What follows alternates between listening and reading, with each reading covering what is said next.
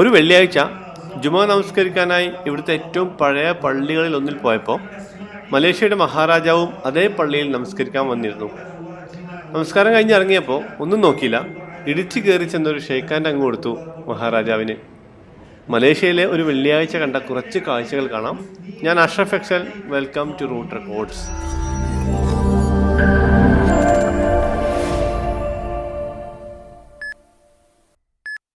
Root Records ഇതുവരെ subscribe ചെയ്യാത്തവർ subscribe ചെയ്യുക, ബെല്ലൈക്കൺ കൂടി ക്ലിക്ക് ചെയ്ത് നോട്ടിഫിക്കേഷൻ ഓൺ ആക്കുക. Thank you.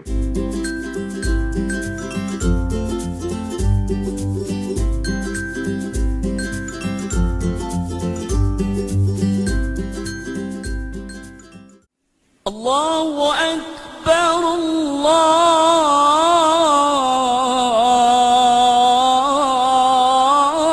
അല്ലാഹു അക്ബർ അല്ലാഹു അക്ബർ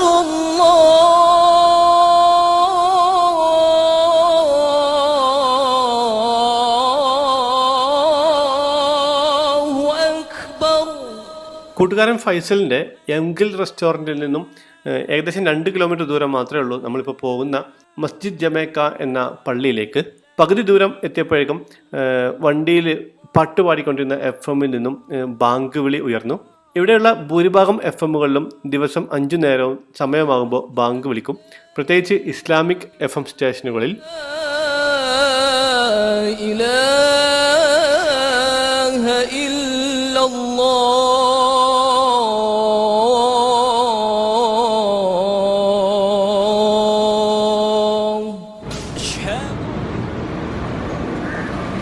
പുറത്തൊരിടത്ത് വണ്ടി പാർക്ക് ചെയ്ത ശേഷം മസ്ജിദ് ജമേക് എന്ന മെട്രോ സ്റ്റേഷനൊക്കെ നടന്ന് ഞങ്ങൾ പള്ളിയിലെത്തി.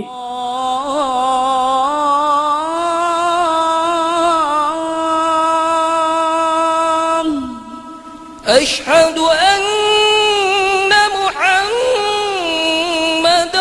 റസൂലുള്ളാഹ്.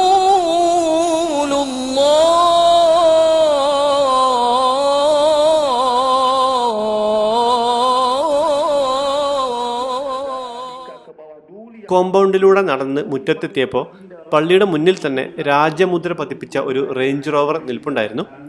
അപ്പോഴേ ഫൈസൽ പറഞ്ഞു ഏതോ VVIP നമസ്കരിക്കാൻ വന്നിട്ടുണ്ടെന്ന്. പക്ഷേ അത് ആരാണെന്ന് മനസ്സിലായില്ല.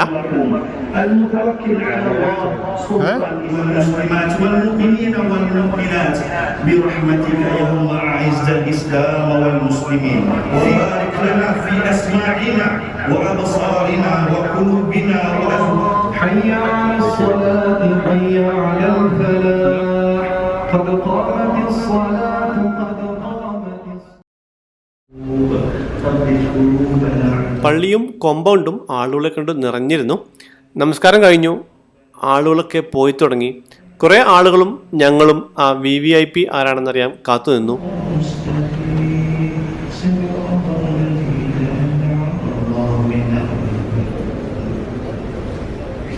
അപ്പോൾ ഇതാണ് സുൽത്താൻ അബ്ദുൽ സമദ് ജമേക് മോസ്ക് അഥവാ മസ്ജിദ് ജമേക്.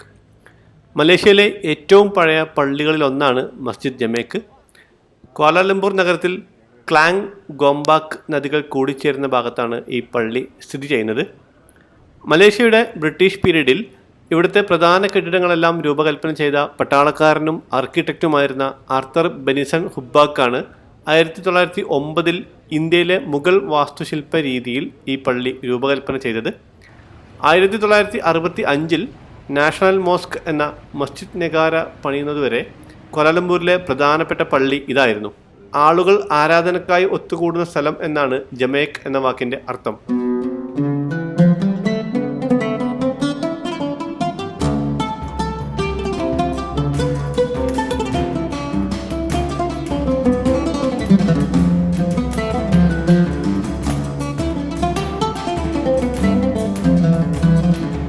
കുറച്ച് കഴിഞ്ഞപ്പോൾ പള്ളിയുടെ മറ്റൊരു ഭാഗത്തേക്ക് ജനങ്ങൾ തിരക്കി ചെല്ലുന്നത് കണ്ടു. VVIP പുറത്തേക്ക് വരികയായിരുന്നു. നമ്മുടെ സംസ്ഥാനങ്ങളിൽ ഗവർണർ എന്ന പോലെ മലേഷ്യയിലെ എല്ലാ സംസ്ഥാനങ്ങൾക്കും ഓരോ രാജാവുണ്ട്. സംസ്ഥാന രാജാക്കന്മാരിൽ നിന്നും ഓരോ 5 വർഷത്തേക്കുമായി നമ്മുടെ രാജ്യത്തെ പ്രസിഡന്റിൻ്റെ പദവിയുള്ള ഒരു മഹാരാജാവിനെ തിരഞ്ഞെടുക്കും. ഇദ്ദേഹമാണ് നിലവിൽ മലേഷ്യയുടെ മഹാരാജാവ് സുൽത്താൻ അബ്ദുള്ള റിയാദുദ്ദീൻ.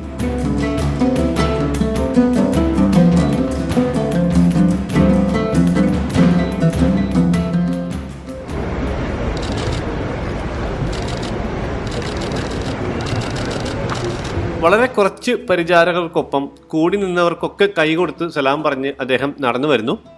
ഞാനും ആൾക്കൂട്ടത്തിനിടയിലൂടെ തിരക്കി ചെന്ന് സലാം പറഞ്ഞ് കൈനീട്ടി. എനിക്കും അദ്ദേഹം ഒരു ഷേക്ക് ഹാൻഡ് തന്നു. ഈ സമയത്ത് അദ്ദേഹത്തിൻ്റെ കയ്യിൽ എൻ്റെ കൈയാണ്. സത്യമാണ്, വിശ്വസിക്കണം, അല്ലാതെ പറ്റൂല. തെളിവ് കാണിച്ചു തരാൻ വീഡിയോയിൽ അത് പെട്ടിട്ടില്ല.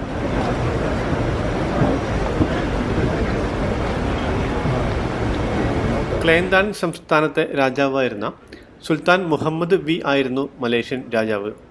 എന്നാൽ 2015 മിസ് മോസ്കോ ആയിരുന്ന ഒക്സാന എന്ന 25കാരി ഇസ്ലാം മതം സ്വീകരിക്കുകയും ശേഷം 49കാരനായ സുൽത്താൻ മുഹമ്മദ് വി അവരെ വിവാഹം കഴിക്കുകയും ചെയ്തു എന്ന വാർത്ത വലിയ ചർച്ചയാവുകയും വലിയ വിവാദങ്ങൾ സൃഷ്ടിക്കുകയും ചെയ്തു.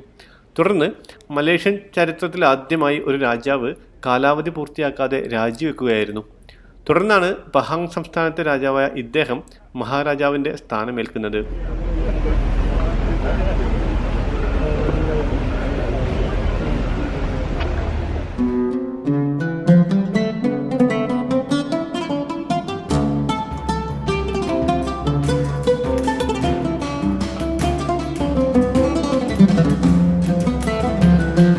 ഇസ്താന നെഗാര എന്നാൽ നാഷണൽ പാലസ് എന്നാണ് അർത്ഥം, ദേശീയ കൊട്ടാരം. രാജാവ് പോയി കുറച്ച് കഴിഞ്ഞപ്പോൾ അദ്ദേഹത്തിൻ്റെ പരിചാരകരും അവിടെ നിന്ന് ഇറങ്ങി. പിന്നാലെ ഞങ്ങളും പള്ളിയിൽ നിന്നും പുറത്തിറങ്ങി. Okay thank you. രാജാവിനെ കണ്ട പിന്നെ രാജകൊട്ടാരം കൂടി കാണണ്ടേ.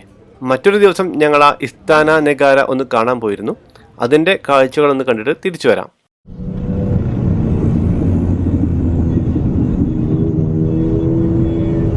വടക്ക് പടിഞ്ഞാറൻ മലേഷ്യയിൽ സെഗാംപത്ത് പാർലമെൻറ്റ് മണ്ഡലത്തിൽ ക്വാലലംപൂരിലെ പ്രധാനപ്പെട്ട ഒരു ഹൈവേ ആയിട്ടുള്ള ജലാൻ ത്വാങ്കു അബ്ദുൽ ഹലീമിൻ്റെ ഓരത്താണ് രാജകൊട്ടാരം സ്ഥിതി ചെയ്യുന്നത്.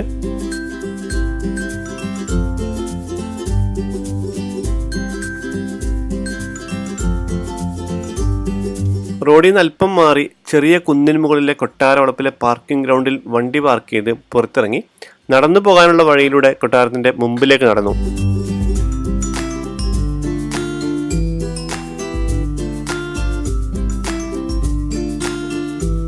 നടന്നു ചെല്ലുമ്പോൾ വിശാലമായൊരു സ്ഥലത്ത് മഹാരാജാവിൻ്റെ കൊട്ടാരത്തിൻ്റെ പ്രധാന കവാടം ഇങ്ങനെ തല ഉയർത്തി നിൽക്കുന്നു.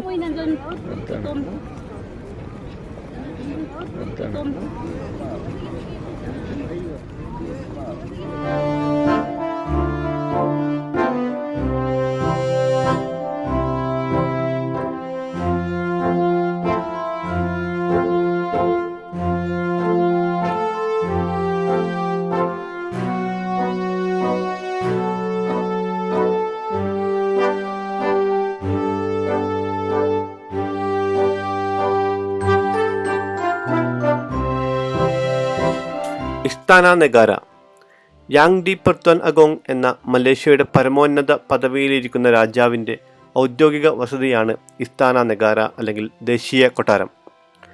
ക്വാലാലംപൂരിൻ്റെ മറ്റൊരു ഭാഗത്തായിരുന്ന പഴയ കൊട്ടാരം മാറ്റി ഈ കൊട്ടാരം തുറന്നത് 2011 formal compound, royal compound, administration compound എന്നിങ്ങനെ 3 ഭാഗങ്ങളുള്ള കൊട്ടാര സമുച്ചയം ആകെ 97.65 ഹെക്ടർ സ്ഥലത്താണ് സ്ഥിതി ചെയ്യുന്നത്. പഴയ കൊട്ടാരത്തിൽ ഒരേ ഹാൾ തന്നെ ഭക്ഷണം കഴിക്കാനും മീറ്റിങ്ങുകൾക്കും ഒക്കെ ഉപയോഗിക്കേണ്ട വിധത്തിൽ സ്ഥലപരിമിതി നേരിട്ടപ്പോഴാണ് പുതിയൊരു കൊട്ടാരത്തെക്കുറിച്ച് ചിന്തിക്കുന്നത്.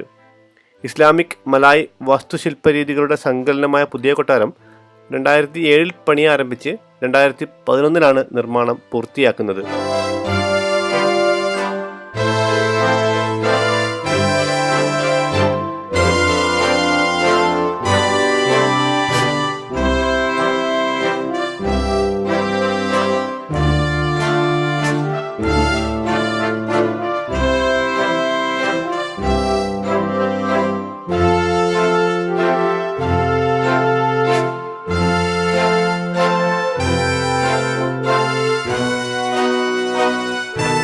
കൊട്ടാരത്തിനകത്തേക്ക് പൊതുജനങ്ങൾക്ക് പ്രവേശനമില്ല.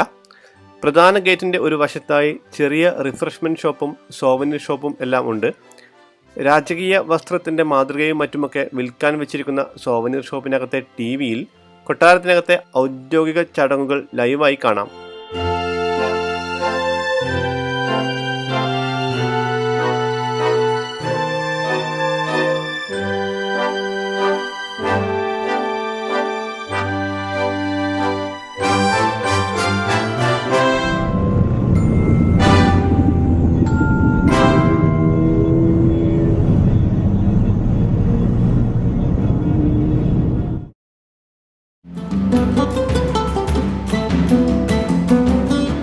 അപ്പോൾ നമ്മൾ പള്ളിയിൽ നിന്ന് ഇറങ്ങി. പള്ളിയിൽ നിന്ന് നമ്മൾ ഇനി പള്ളീൻ്റെ കുറച്ച് അപ്പുറത്തായിട്ടാണ് മർഡേക്ക സ്ക്വയർ. അതായത് മലേഷ്യക്ക് സ്വാതന്ത്ര്യം കിട്ടിയിട്ട് ആ സ്വാതന്ത്ര്യ പ്രഖ്യാപനം നടന്ന സ്ഥലമാണ്. അപ്പോൾ അവിടെ നിന്ന് പോയിട്ട് വരാം. നമ്മുടെ ഇന്ത്യ സ്വാതന്ത്ര്യമായിട്ട് കൃത്യം 10 കൊല്ലം കഴിഞ്ഞിട്ട് 1957 ഓഗസ്റ്റ് 31 മലേഷ്യ സ്വാതന്ത്ര്യമായത്. അപ്പോൾ ആ സ്വാതന്ത്ര്യ പ്രഖ്യാപനം നടന്ന സ്ഥലത്തേക്കാണ് നമുക്ക് പോകുന്നത്, മർഡേക്ക സ്ക്വയർ.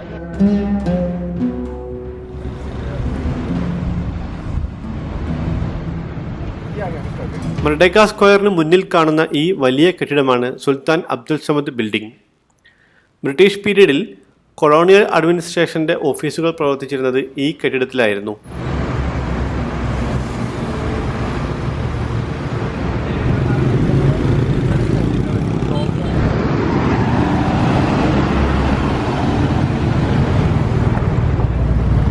ഇതാണ് മർഡേക്ക സ്ക്വയർ അഥവാ സ്വാതന്ത്ര്യ ചത്വരം.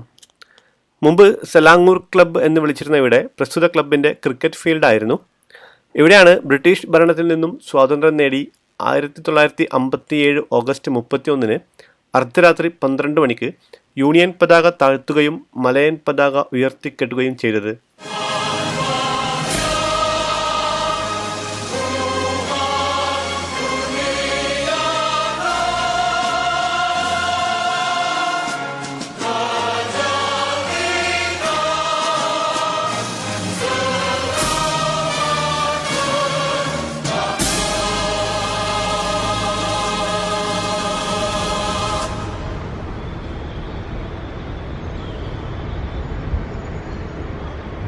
ഈ കാണുന്നതാണ് മഹാതിർ മുഹമ്മദ്, ഇപ്പോഴത്തെ അവരുടെ പ്രധാനമന്ത്രി, മലേഷ്യയുടെ പ്രധാനമന്ത്രി. ഇദ്ദേഹം 22 വർഷത്തോളം മുമ്പ് മലേഷ്യ ഭരിച്ചതാണ്. എന്നിട്ട് പിന്നെ പോയി അദ്ദേഹം മാറി. പക്ഷേ പിന്നീട് 18 20 എങ്ങാണ്ട് വർഷത്തിന് ശേഷം വീണ്ടും ഇപ്പോൾ ഈ കഴിഞ്ഞ സമയത്ത്, ഈ അടുത്ത സമയത്ത് അദ്ദേഹം തന്നെ തിരിച്ചു വന്നു. മലേഷ്യയുടെ ഇതുവരെയുള്ള എല്ലാ പ്രധാനമന്ത്രിമാരുടെയും ഫോട്ടോ ഒക്കെ ഇവിടെ ഇൻഡിപെൻഡൻസ് സ്ക്വയറിൽ ഈ ചെറിയ കുഞ്ഞു കുഞ്ഞു ടൈൽസ് കൊണ്ടാണ് നിർമ്മിച്ചു വെച്ചിട്ടുള്ളത്. ഇൻഡിപെൻഡൻസ് സ്ക്വയറിലെ ഒരു പ്രധാന സംഗതി എന്ന് പറയുന്നത് ഈ ഒരു വലിയ ഫ്ലാഗ് തന്നെയാണ്. ആ ഫ്ലാഗ് നിർത്തിയിരിക്കുന്ന തറയിൽ അധികാരം കൈമാറുന്ന അന്നത്തെ ഒരു ചിത്രം ആലേഖനം ചെയ്ത് വെച്ചിട്ടുണ്ട്. ചെറിയ ചെറിയ ടൈൽ ഉപയോഗിച്ചിട്ടാണ് ഇവിടെ ഇങ്ങനെയുള്ള ചിത്രങ്ങളൊക്കെ സ്ഥാപിച്ചിട്ടുള്ളത്. ചെറിയ കുഞ്ഞു കുഞ്ഞ് പല കളറുള്ള കുഞ്ഞു കുഞ്ഞു ടൈല് ഒട്ടിച്ചിട്ടാണ് ഈ ചിത്രങ്ങളൊക്കെ നിർമ്മിച്ചിട്ടുള്ളത്.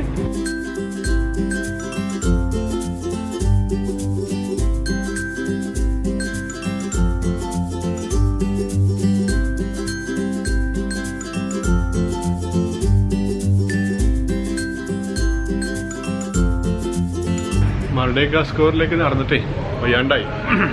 ഭയങ്കര വെയിലാണ്, നല്ല ചൂട്.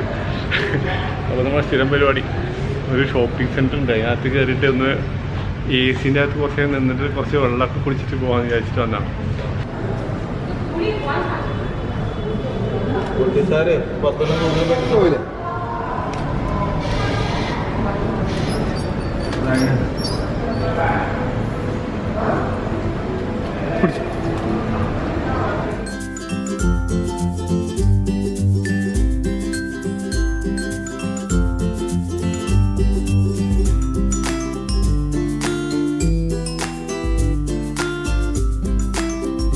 ഈ സ്ട്രീറ്റിൽ കൂടെ ഒക്കെ നടക്കാൻ എന്ത് രസമാണെന്നറിയോ, എന്ത് ക്ലീനാണെന്നറിയോ സ്ട്രീറ്റെല്ലാം.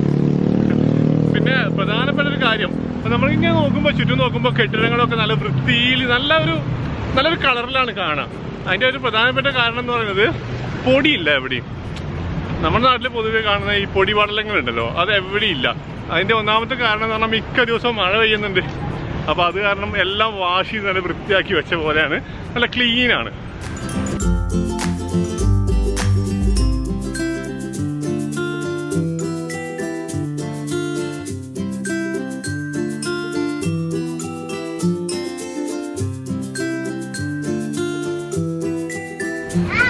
അങ്ങനെ നമ്മൾ ഇനി വണ്ടി പാർക്ക് ചെയ്ത് അങ്ങോട്ട് പോവാണ്. പോണ വഴിക്കുള്ള ഒരു സ്ട്രീറ്റ് ആണ്. ഇങ്ങോട്ട് പറയുന്ന പേര് മസ്ജിദ് ഇന്ത്യ എന്നാണ്. ഇവിടെ ഒരു ഇന്ത്യൻ പള്ളിയുണ്ട്. ഈ ഏരിയക്കും അങ്ങനെ തന്നെ പറയാം, മസ്ജിദ് ഇന്ത്യ എന്ന്. ഇവിടെ ഈ ചെറിയ ചെറിയ ഷോപ്പുകൾ എന്ന് പറയുന്നുണ്ട്. ഈ വില കുറഞ്ഞ സാധനങ്ങൾ വാങ്ങാൻ ആൾക്കാർ നന്നായിട്ട് വരുന്നൊരു സ്ഥലമാണ് ഈ മസ്ജിദ് ഇന്ത്യ. അപ്പോൾ ഈ ഷോപ്പുകളുടെ അടിയിൽ കൂടിയാണ് നമ്മൾ നടന്നു പോകുന്നത്.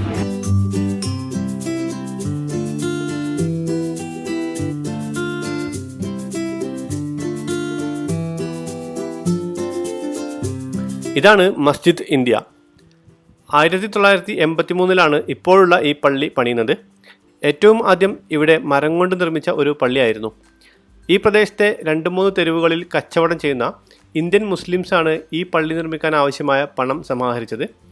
1963 നിലവിലുണ്ടായിരുന്ന മരം കൊണ്ടുള്ള സ്ട്രക്ചർ പൊളിച്ച് ഇപ്പോഴുള്ള 3 നില കെട്ടിടം പണിയുകയും പിന്നീടുള്ള വർഷങ്ങൾ കൊണ്ട് ഈ പ്രദേശത്തെ പ്രധാന മുസ്ലിം പള്ളിയായി മാറുകയും ചെയ്തു.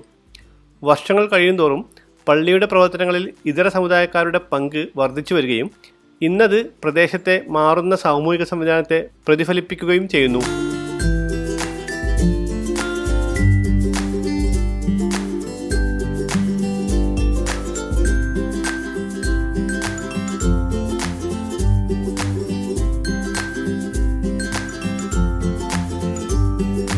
അങ്ങനെ നമ്മൾ മലേഷ്യയിൽ ക്വാലാലംപൂരിലെ ലുലുവിൽ പോയി. ലുലുവിൽ കയറിയിട്ട് ഭക്ഷണം കഴിച്ചു. ആ വെയിലൊക്കെ അവിടെ കൊണ്ട് നടന്നിട്ട് ക്ഷീണിച്ചു. പള്ളി കഴിഞ്ഞപ്പോൾ ഇങ്ങനെ അത്യാവശ്യം ക്ഷീണിച്ചിരുന്നു. പൊരി വെയിലത്താണ് നിന്നെ. അപ്പോൾ നല്ല ദാഹമൊക്കെ ഉണ്ടായിരുന്നു. ലുലു കയറിയിട്ട് നമ്മൾ അവിടുന്ന് ബിരിയാണി വാങ്ങിച്ചു. തൂക്കി വാങ്ങി, ഓഫറിലുണ്ടായിരുന്നു ബിരിയാണി. അപ്പോൾ അത് കഴിച്ചു. പിന്നെ ഫൈസലിന് കടയിലേക്ക് കുറച്ച് സാധനങ്ങളൊക്കെ വാങ്ങിക്കാണ്ടായിരുന്നു, അതൊക്കെ വാങ്ങിച്ച് ഇനി തിരിച്ച് എം ഗ്രില്ലിലേക്ക് തന്നെ പോവാണ്, നമ്മുടെ ഹോട്ടലിലേക്ക്.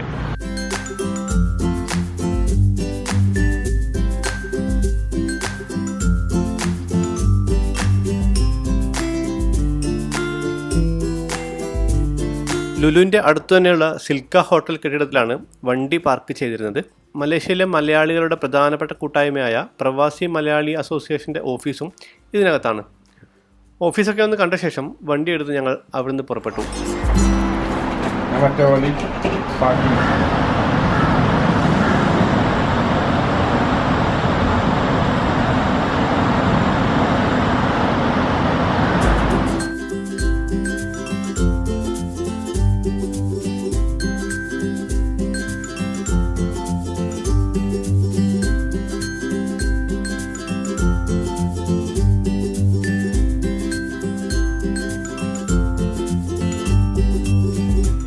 അപ്പോൾ നമ്മളങ്ങനെ തിരിച്ച് എം ഗില്ലിലെത്തി, ഫൈസൽ റെസ്റ്റോറൻറ്റിലെത്തി. ഇത് നമ്മൾ ജസ്റ്റ് ജുമാ നമസ്കാരത്തിന് വേണ്ടി ഇറങ്ങിയതാണ്. ആ സമയത്ത് കണ്ട കുറച്ച് കാഴ്ചകളാണ് ഞാൻ നിങ്ങളുടെ മുന്നിൽ വെച്ചത്. അപ്പോൾ വീഡിയോ എല്ലാവർക്കും ഇഷ്ടമായെന്ന് വിചാരിക്കുന്നു. അപ്പോൾ ഇഷ്ടമായെങ്കിൽ ലൈക്ക് ചെയ്യുക, നിങ്ങളുടെ അഭിപ്രായങ്ങളും നിർദ്ദേശങ്ങളൊക്കെ കമൻറ്റ് ചെയ്യാം. മറ്റൊരു വീഡിയോയിൽ നമുക്ക് വീണ്ടും കാണാം. ബൈ.